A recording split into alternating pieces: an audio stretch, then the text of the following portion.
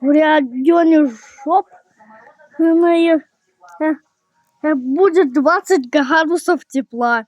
В Москве будет 0 градусов. А в тепла. В Зажопинске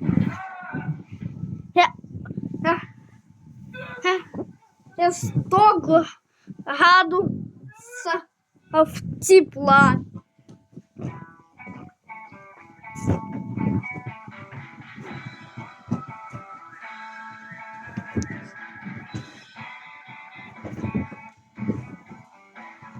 Точно пес. А откуда ты все знаешь? Оттуда. Из этого звука я делаю конец прогноз погоды. Понятно. Зажопинск.